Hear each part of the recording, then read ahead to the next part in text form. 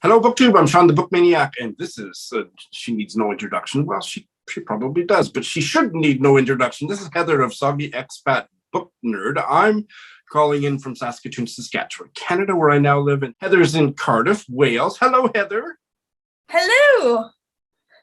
One of the themes of the book we're going to discuss is climate change, and climate change has kind of wreaked havoc on our scheduling of this chat because we tried to do it a couple days ago, and poor Heather was soggy in the worst possible way. A light melting, if you will. And here we are 2 days later in rather temperate weather situations, and we are going to discuss a few of our favorite stories from Margaret Atwood's collection of short stories, her most recent one called Stone Mattress, and I have forgotten the public date. Do you have it in your brain? No, I didn't even know it was her most recent one. It's her most recent short story collection, yeah. 2014, so 7 years. Yeah. We are going to discuss five stories.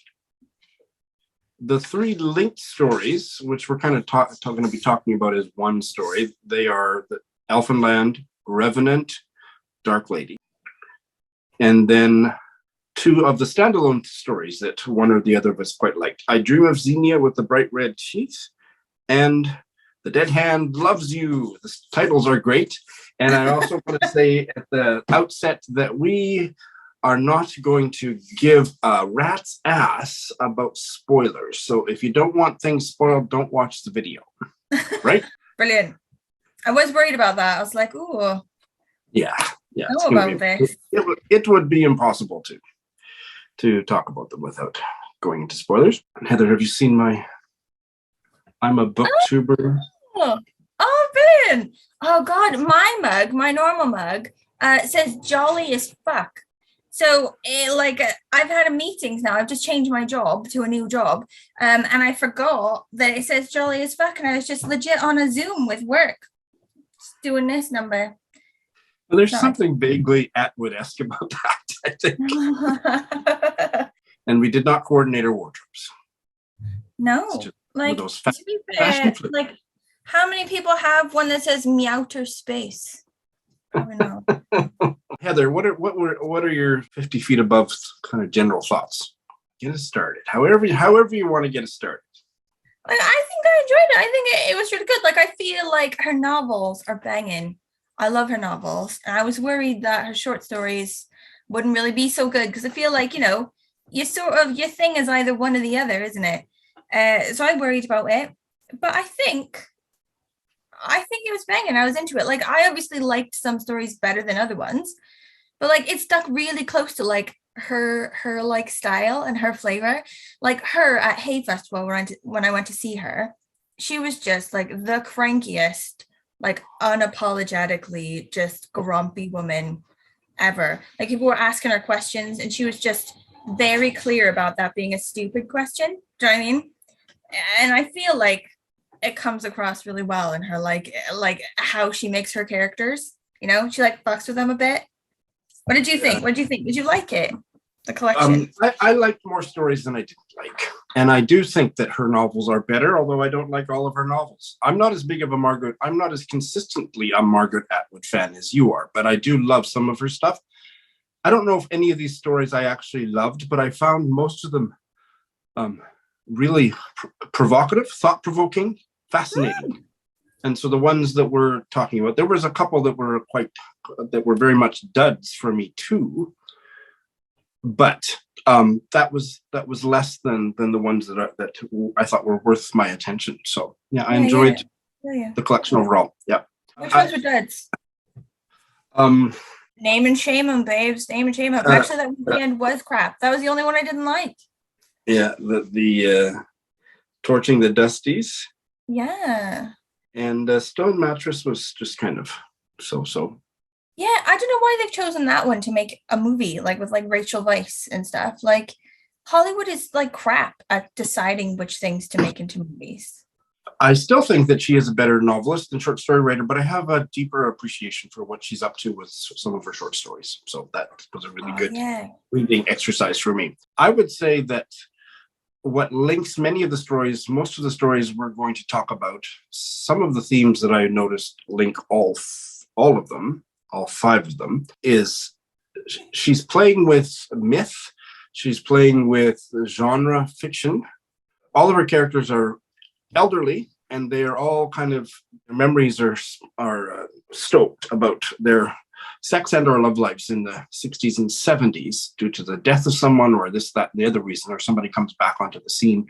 And I found that theme in particular really well done and really interesting. Oh yeah, same. It's brilliant. Like telling all her stories in like an old school folk tale-y word of mouth storyteller sort of way, but like as in like that all memories after too long become that, like looking back on the past as like a sort of mythological universe or whatever. Like as soon as you lose like close touch with that memory in time or whatever, it becomes like a sort of like old school folk tale. I Very loved that. interesting. I didn't think of that specifically. Oh. That's brilliant, Heather. Yes. And and then quite a few of them also had, well, I already mentioned genre fiction, but quite a few of them had writers in them, and that the writers, whether they be poets or horror novelists, they wrote about the characters, and so that also became a part of the story. Oh yeah, I didn't think about that. That's good. Yeah. Those 2 things in particular interested me. I didn't care so much about that these were tales rather than stories, or I'm not big on myths in my fiction, but I did think that she had a lot of great things to say about sex and relationships and getting older, and then also about having a writer in your friend group and what that can, what havoc that can wreak. That will mess up your life. Why don't we tackle the 3 that are linked? Elfinland, Revenant, and Dark Lady. Elfinland is about Constance, and she's probably one of my favorite characters in the collection. And she is somewhat elderly. I don't know, she's in her 70s, maybe even 80s. And her husband's dead, but he talks to her in the house. Yeah. And she thinks that, he's a ghost and he doesn't know he's dead. And she doesn't really want to tell him that he's dead because he might go away. And his most common thing that he tells her, pull yourself together.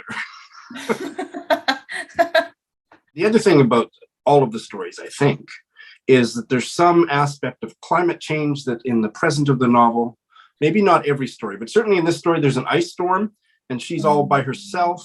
And it's even treacherous for her to walk to the 7-Eleven to get some food or whatever. And she's got all these memories, and her dead husband is, giving her advice and so on.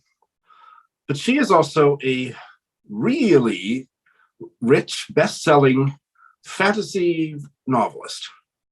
Yeah. This was like another theme sort of throughout them, wasn't it? Like sort of like the over-analysis and like pop culture, like that, yes. Or like cults that surround art, like the art sort of like becomes bigger than the artist, isn't it? Like the work that she does is like one of these like fantasy type things, isn't it? And like people are obsessed. They have academic conferences and like the symbolism and stuff. Right. Yeah.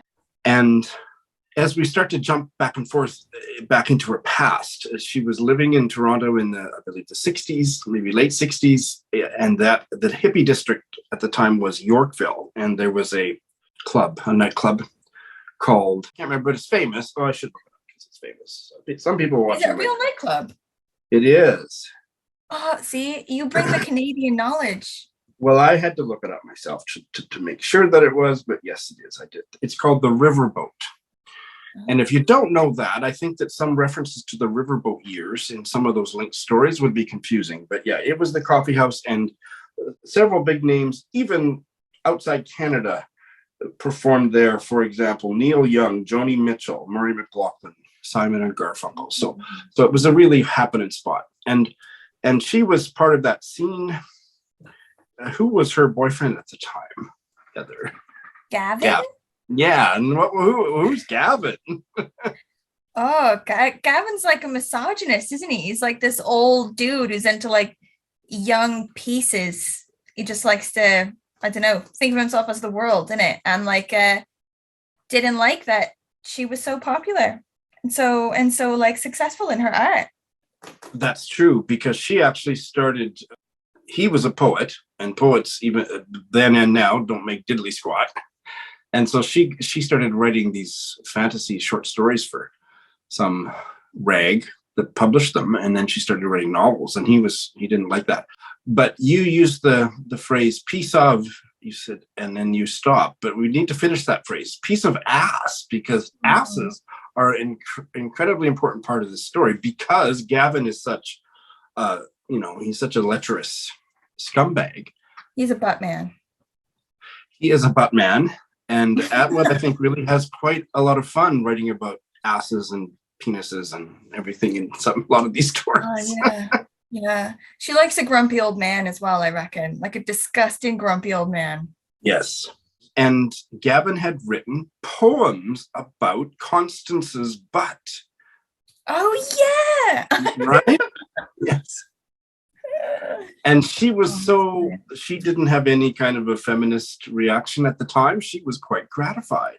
It was a really, I thought, nuanced portrait of a woman of that era at that age, not having any kind of a consciousness about how she was being treated by her man, because she liked when he would insult her in public, because she felt it was, he was giving her attention, and she loved the fact that he was writing about butt in his poetry. And then this other lady starts showing up in his poetry. The dark lady. A new model. The new butt. Yeah. The dark lady, and then she catches them in bed together, and that's the end of the relationship. So that's all in the backstory, but she has this cosmos that she has created called Elfenland. That's the title of the story. And she actually has this big ass piece of software on her computer that her husband helped design, where she actually goes through the portal into this place, and she's got all this, I don't know if it's just notes or graphics or what she has, but she keeps Gavin in a special place in there. And the woman who Gavin cheated on her with, she keeps, and she's tortured daily. They're kept in separate places in Elfenland. Yeah. And yeah. Elfenland is referred to as this is a direct quote. She can move the more disturbing items from her past through its stone gateway, Elfenland's stone gateway, and store them in there on the memory palace model, much in use in the 18th century. And I thought that phrase, the memory palace, I think it goes beyond this series of the way all the characters have this memory palace of the people that during that most important part of life when you're first discovering sex and relationships. Like the best part of that, I think, are like the sort of other woman, Marjorie, sort of being trapped in the stories, is that she like in some way knows that she's trapped in the stories, being tortured. And she's sort of asked, she's like, have I been there? And she's like, yeah, you've been tortured. And she's like I knew that. Like, it's not been nice. It's been bad. And that moment of recognition and reunion happens at the end of the third story. But that's very, very true. It's brilliant. I loved that bit. Yeah. So in this wonderfully warped way, she's also, I think, saying a lot, as she often does in her fiction, about female relationships. Oh yeah. Yeah, I choose me personally to see it in like a lovely way, like her cattiness and her sort of like grumpy old ladiness, I think melts away here in a bit. Like when she's talking about friendships and like coming to understandings and conclusions and humanity, and we're all humans together in the end. Like that may be like a sappy sort of like interpretation of it, but it might have been sappy because it really got to me. I like some of those resolutions very much. But in the meantime, in the middle story called Revenant, we get to really meet Gavin. Oh.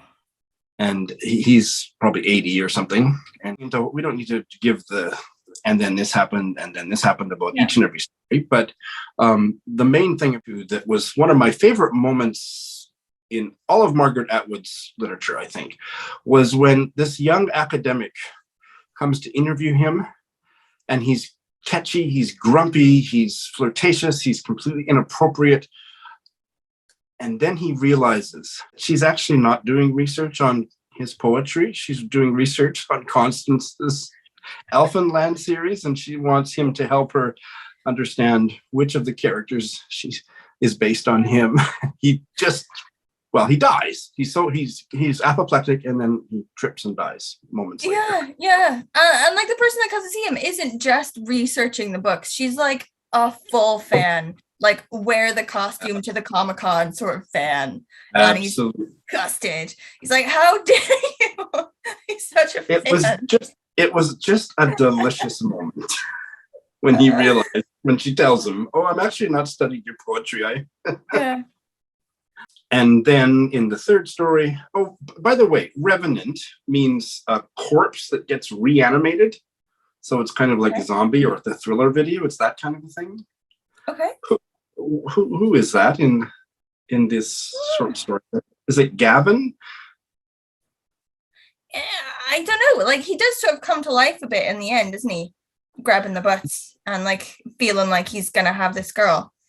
And and then he visits in the end of the first story. He does visit, pays an erotic visit to Constance in a dream. So I guess that's what it is. You're right. Maybe it is. Like I guess it could be like, the relationship or whatever. Like the relationship is be more metaphorical. And now it's sort of absolutely. It's probably just that he's like a zombie. Yeah, it's probably fine. Certainly things from the past are coming to bite the characters in the butt, however shapely their butts are. In my mind, like when I was sort of like reading it and writing stuff down, I had like a fixation with the twin brother. Like there was going to be something up with the twin brother, and like there was going to be loads of symbolism there because it's a twin brother. Yes. But in the end, I don't think I made any conclusions about that. I think he was just sort of a superfluous sort of dude. Okay, very interesting, because I was just about to say, so great minds think alike, that the third story, Dark Lady, the least satisfying to me. Really? Yeah, I didn't really care for it. I liked finding out more about what had been going on in the previous stories, but as a story itself, I didn't care for it. And I thought Tin was completely superfluous, really. Yeah, I didn't really get the point of him. He was a gay character of a certain generation, and I didn't really respond to what she said about that. I wasn't offended by it, but it just didn't really speak to me. And I thought Jory. So Jory is Marjorie, and she is the Dark Lady of when Constance realizes there's a new character in Gavin's sonnets. The Dark Lady. He does not have dark hair. That's Marjorie, and that's who she catches him in bed with. And then the third story is about her, Marjorie, and her twin brother. And it just didn't work for me. And there was something really amped up about the writing in places in that story where it was just a little too bad, Cap. I didn't really like it. But I liked how it ended the other two stories with Constance at the funeral and Navina and I loved that bit. That was my favorite bit. But I think you are right. Like, I didn't feel like the twin brother worked on that whole story. It didn't. The whole story, the backstory about their evil mother, and it didn't. Oh yeah. I guess she was aping a fairy tale kind of thing. I get you, twins. But aside from really tying up the other two stories quite well, I didn't think that story definitely was very good. I Dream of Xenia with the bright red teeth. Yeah. I love this story. Now, this story doesn't have, correct me if I'm wrong, but it doesn't have like it doesn't have a text, piece of genre fiction, other than vampire movies. Oh, this is a group of friends who love vampire movies. Well, again, it's like this cult art, isn't it? Like an obsession with like weird pop art, like being obsessed with vampire movies and like analyzing them and stuff. Yeah, exactly. I feel like the friends themselves aren't sort of vindictive, but it's like one vindictive woman, like enemy who comes in as a friend and then just wrecks everything. So I think the three people who end up being friends, like I think they're genuine friends, even though they're shitty to each other. They're just shitty to each other in the way of people who are old and had enough. Do you think it's like vindictive friendships? No, I thought most of it was just a banter that was quite lovely to read, and then that also so Xenia. So this is a group of was it one, two, three, four friends, and Xenia's dead now, and Xenia had stolen a man from each of these other friends. Charis, how would you pronounce that? Charis. I think it's Karis, like the Welsh. Thank you, Charis. I think so. Tony, which is a woman, Antonia or something, Tony and Ross. And she stole a man from each of them. And the worst offense was with, did you say Karis? I think it is. Like, that's how I thought it was. Like, the Welsh name, Karis? Well, I don't, so I'm glad you're here. The worst offense, I think, was that 30, 40 years ago, she had stolen Karis's boyfriend, Billy. And when they left her in the house, somebody killed all her chickens. Slit their throats. That mystery has never been solved. So now, decades later, Xenia's dead, and the other three are walking as they do with Karis's new dog, Rita. And Karis says, I dreamt about Xenia last night. And then that plays to Billy has returned after 30 years. And Karis is renting him the other half of her duplex, but the other friends are really worried and suspicious. And things happen from there. And I loved the dynamic between them. And I was reminded of Steel Magnolias. Have you seen that movie? No, but it's on my list of things I've always wanted to see. Like one of the ones that if it comes up on Netflix, I'm there. Well, you don't have to rent it, Xenia. I'll just reset it. I just called you Xenia. Oh, that's a Freudian I would love that name. Well, but probably don't want the reputation that goes with it from this story. Don't steal my men. We're like the part that possesses a dog and then bites his dick off. That's right. But now I forgot what I was going to say. What the hell was I going to say? When I called you Xenia. Oh, it's like Magnolias, Still Magnolias. Oh yeah, you don't have to rent Still Magnolias, Heather. I'll just recite it for you. I have seen it so many times. I'll just recite it verbatim. Brilliant. It's not a good movie, but it has so many good lines. My favorite line, this is not a spoiler for the movie, but my favorite line, my most quoted line from that movie, it actually comes from President Teddy Roosevelt's daughter said it, apparently. Alice Roosevelt Longworth, who said, because the straight saying is, if you can't say anything nice, don't say anything at all, right? But Alice Roosevelt Longworth's version of that, which was also in the Still Magnolias, is, if you can't say anything nice, come sit by me. Oh, brilliant. Oh, I'm going to be like that. I've already decided, like when I'm a grandma, when I'm super old, that's going to epitomize everything about me when I'm old. So there was that energy, that gossipy, bitchy, witty repartee that was in this I Dream of Xenia with the bright red teeth that I particularly appreciated. And much like the story cycle we just finished talking about, and we don't need to say everything that happened, but by the end, the women have kind of a new perspective on Xenia. Yeah. So yeah, like she's redeemed herself. Through the dream and through psychic possession of the new dog Rita. Yeah, even though I feel like probably the dog just didn't like to be taken over in the bed. Like it probably wasn't Xenia in the dog. But I'm glad that I could help them, come to terms with Xenia and make them feel better about her.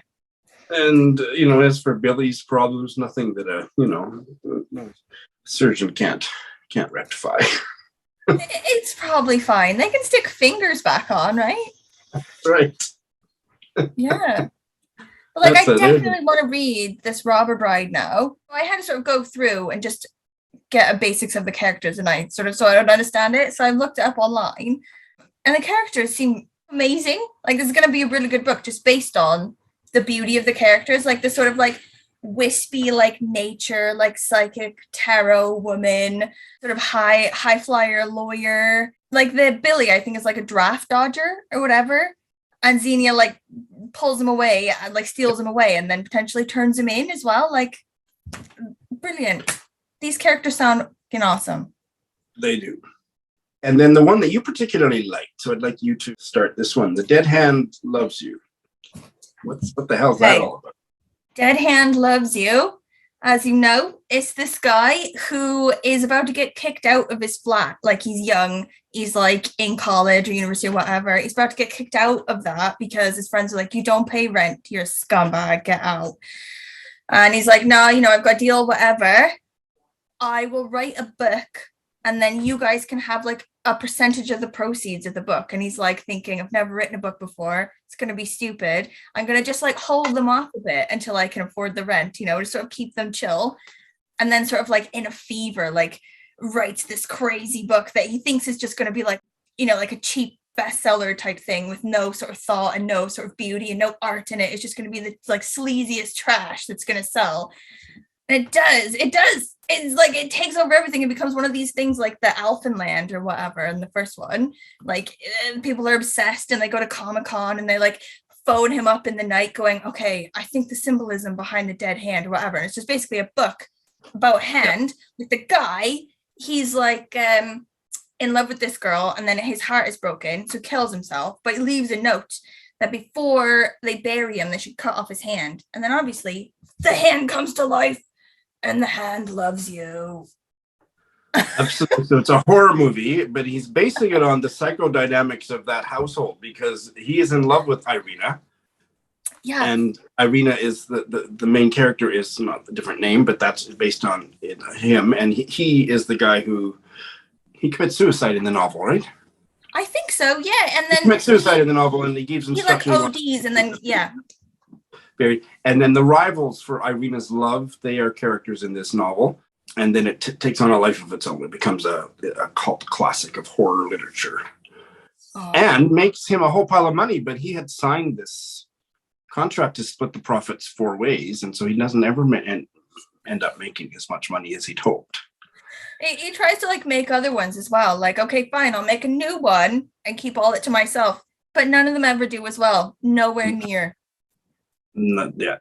Meanwhile, he really did love Irina, and he felt she jilted him, which was the impetus for writing the horror novel.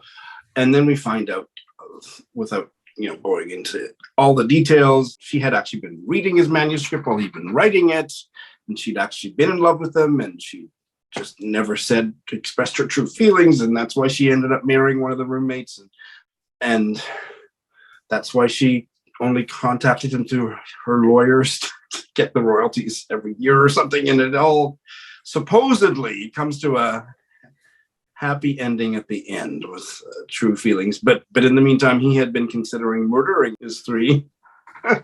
Yeah. I love this one as well. Like, basically, we're thinking this whole time he's unhinged now. He's thinking of murdering his flatmates to get their percentage of the money. He's completely off his rocker. And then he goes back and finds Irina and falls back in love with Irina suddenly. But who's unhinged now? Is it maybe Irina? Right. And do we trust his feelings? The fact that he set up the meeting with her with the intent of offing her? How much validity do we give to any of the expressions of emotions? Is an interesting part of it. Yeah, I didn't think of that. That's deep. I think I just sort of assumed he was sort of running on this sort of like, just unhinged power, like this passion taking him over. He's had enough and he was going to take him out. But then sort of her being like, oh, but I'm into you. I love you. Like sort of jolted him out. Oh, I think that's a perfectly valid reading. That's probably was my first reading too. And I didn't ever replace it, but I think another reading would be that he realized he didn't have to kill her to get her money. He just had to be with her. Oh, yeah. Oh, fair. but I think it's going to be hard to be with her. This is not a word I comfortably use, but she's playing with so many of the tropes of genre fiction in this story, but really in all of them. So that makes everything a little bit, you never know, what is she up to? Yeah. But it did have rather a conventional happy ending like that. And then it's like, I don't know how much will Margaret Atwood think I'm being naive to enjoy the happiness of this ending or not. I don't know.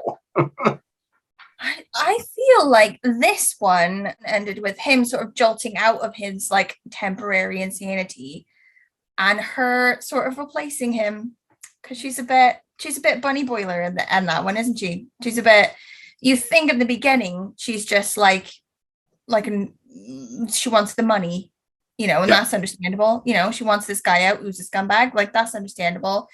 But then finding out maybe she's a bit of a bunny boiler. Maybe she's a bit, Now, also there's a phrase I don't know. So what does that mean? Bunny boiler. Oh, a bunny bunny boiler. boiler. Bunny boiler. Okay. Yes, yes, yes. Like in that movie, Of Glenn course. Close or whatever, she like puts Yes. the Fatal yeah. attraction. Yes. Yes.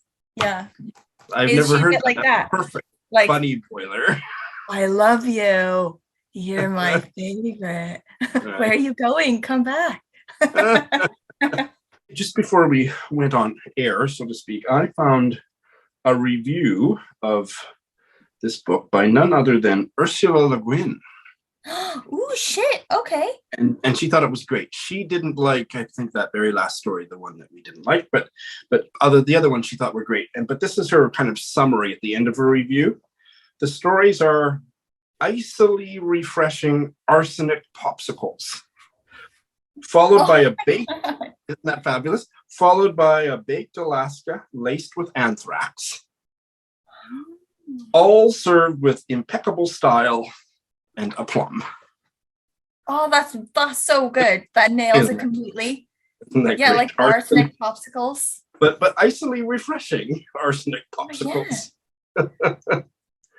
Oh yeah, that's so good. Oh, I love Ursula Le Guin. She's brilliant as well. Yeah.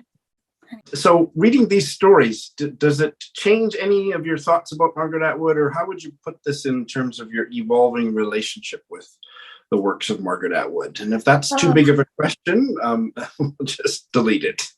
I'd say it's only strengthened our bond, Shawn. I'd say we're closer now than we've ever been before. Like, you mean you and me? You and me, and also us with Margaret Atwood together, like a weird threesome.